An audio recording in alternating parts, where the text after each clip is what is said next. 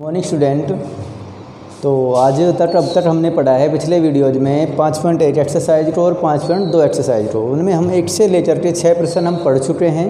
आज का जो हमारा क्वेश्चन रहेगा वो रहेगा क्वेश्चन नंबर 7। इसमें हमें दे रखा है कि समांतर श्रेणी है 10, 7, 4 और जिसका अंतिम पद है -62 और हमें पूछा गया है कि अंतिम पद से श्रेणी का 11वां पद ज्ञात कीजिए।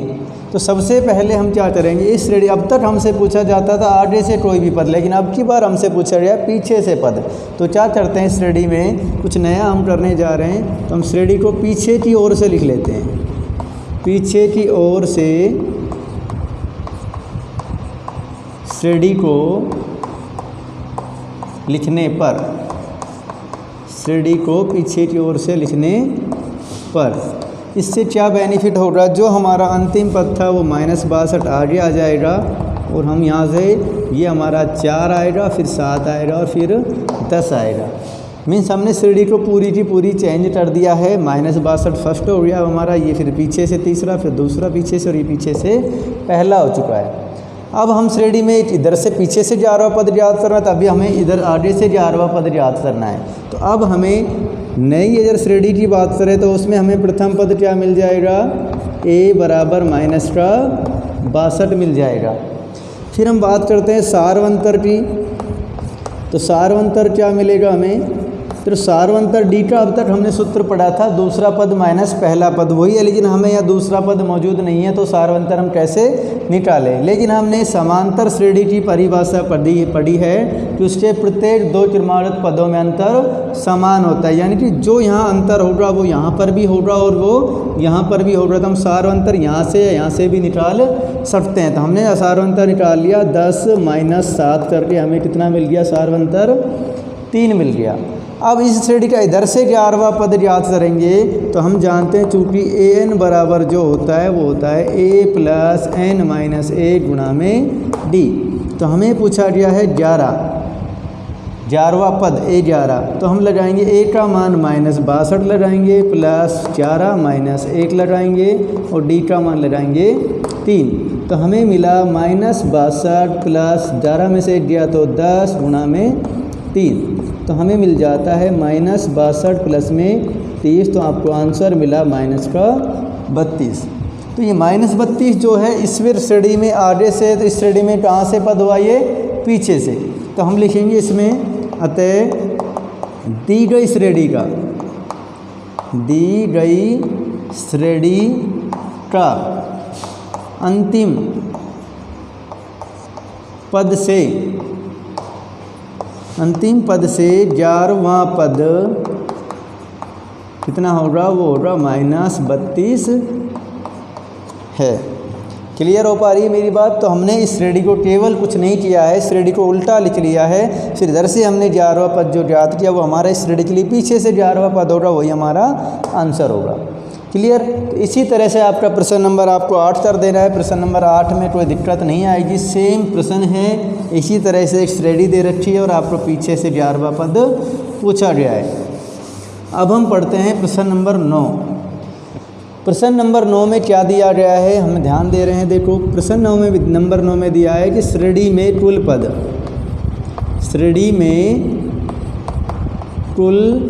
पद वो हमारे पास n का मान हमें दिया है 60। फिर हमें दे रखा है कि प्रथम पद a बराबर हमें दे रखा है 7 और साथ ही साथ हमें दे रखा है अंतिम पद जिसको हम an से दर्शाते हैं वो कितना है, 125। क्लियर। फिर से प्रश्न को समझते हैं। श्रेणी में कुल कितने पद हैं, 60। श्रेणी का अंतिम पद कौन सा है, 125। इसका मतलब अंतिम पद कौन सा होगा, हमारा 60वां ही पद होगा। तो हम कह सकते हैं चूँकि कुल पद हमारे पास 60 हैं, कुल पद बराबर 60, इसलिए अंतिम पद जो होगा, अंतिम पद an वो किसके बराबर होगा, हमारा a 60 के ही बराबर होगा। 60वां पद ही हमारा अंतिम पद होगा। इसलिए हम लिख सकते हैं कि a 60 हमें कितना मिलेगा, 125 मिलेगा। क्लियर। अब हमें पता है कि 60वें पद का सूत्र बनेगा a प्लस में 59d जो कि होगा 125। a का मान हमें दिया हुआ है 7, हमने 7 लगाया, प्लस में मिला 59d बराबर हुआ 125। तो 59d जब हम निकालेंगे तो 125 में से हमें क्या करना पड़ेगा, 7 को घटाना पड़ेगा। तो 59d हमें मिल गया बराबर 118। और जब हम d का मान ज्ञात करेंगे तो d हमें मिल जाएगा 118 भाग में 59 भाग दिया तो हमें d मिला 2। तो इस तरह से हमें सारवंतर d मिल गया और प्रथम पद a7 मिल गया। इसमें हमें पूछा गया है 32वां पद। तो चूँकि हम जानते हैं an बराबर होता है a plus n minus 8 into d, तो इसलिए 32वां पद a32 जो होगा हमारा वो होगा a प्लस 31d। तो a का मान हमने 7 लगाया, 31 लगाया, d का मान 2 लगाया। तो 7 प्लस 31 दूनी 62, टोटल आपका आंसर आया 69। तो इस प्रकार से हमने दिया गया श्रेणी, केवल हमें कंफ्यूज किया गया था कि n 60 है और अंतिम पद 125 है, मतलब ये हमारा 60वां ही पद हुआ। समझ पा रहे हो कि हमारा कितने पद हुए टोटल श्रेणी में, 60 पद हुए। तो हमने इसी तरह से a का d का मान निकाला, फिर हमें जो पूछा गया था 32वां पद वो हमने निकाल दिया। अब हमारा इस प्रश्नावली 5.2 का जो प्रश्न नंबर लास्ट बचता है वो बचता है 10।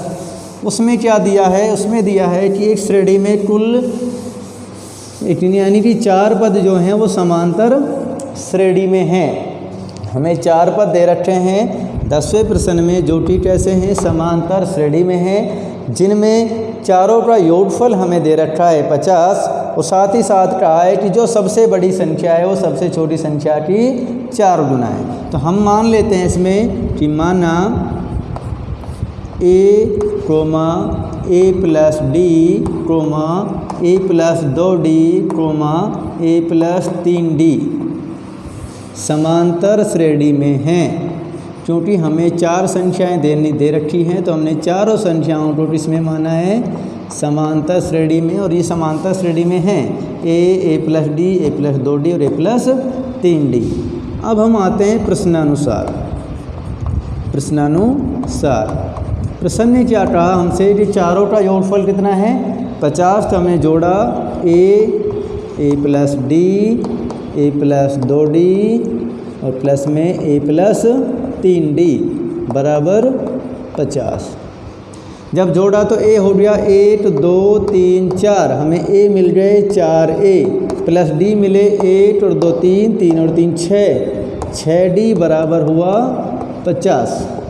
फिर हमने देखा कि 4a और 6d में 2 कॉमन आ रहा है, तो हम 2 कॉमन निकालते तो हमें मिला 2a प्लस 3d बराबर 50। सही से देखें तो 2a प्लस 3d बराबर 50/2 हो करके आपको 2a प्लस 3d बराबर 25 सरने पर आपको समीकरण नंबर 1 मिल जाती है। प्रश्न ने फिर से कहा है पुनः प्रश्नानुसार। प्रश्न कह रहा है कि सबसे बड़ी संख्या सबसे छोटी संख्या की 4 गुनी। हम मान लेते हैं ये वाली संख्या सबसे बड़ी है और हमारा सारांतर धनात्मक है, तो ये सबसे बड़ी होगी और ये वाली संख्या सबसे छोटी होगी। तो पुनः हमने प्रश्नानुसार लिया, प्रश्नानुसार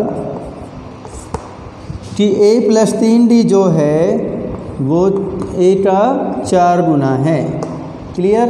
अब इसका हम पक्षांतरण करते हैं, सबको उधर भेजेंगे तो 4a माइनस a हुआ और उधर 3d जाकर माइनस का 3d हुआ, इधर बराबर 0 बचा जो कि हमने इधर लिख दिया। तो 4a में से 1 गया तो 3a माइनस 3d बराबर 0। इसमें 3 कॉमन आ रहा है लेकिन हम नहीं ले रहे हैं क्योंकि हमें समीकरण 1 व 2 को हल करना है, फिर गुणांक समान करने होंगे जो कि पहले से समान हैं 3d और माइनस 3d। तो हमने समीकरण 1 व 2 को हल किया समीकरण 1 व 2 से। तो हमने देखा कि 2a प्लस 3d किसके बराबर है, हमारा 25 के बराबर है, और 3a माइनस 3d इसके बराबर है 0 के बराबर है। तो इन दोनों समीकरणों को हमने क्या कर दिया, जोड़ने पर, क्यों जोड़ा? क्योंकि हमारे जो समान गुणानुक्रम चिन्ह अलग अलग हैं तो जोड़े जाते हैं, समान होते हैं तो घटाए जाते हैं। तो देखा तो 2a और 3a हो गया हमारा 5a, 3d plus star 3d minus star हो गया ख़त्म। 5 है 25 और 0 25 हुआ, तो a बराबर हमें मिल गया 25/5 बराबर में 5।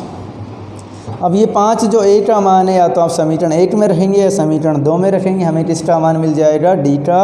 तो ये मान हम समीकरण 1 में रख लेते हैं।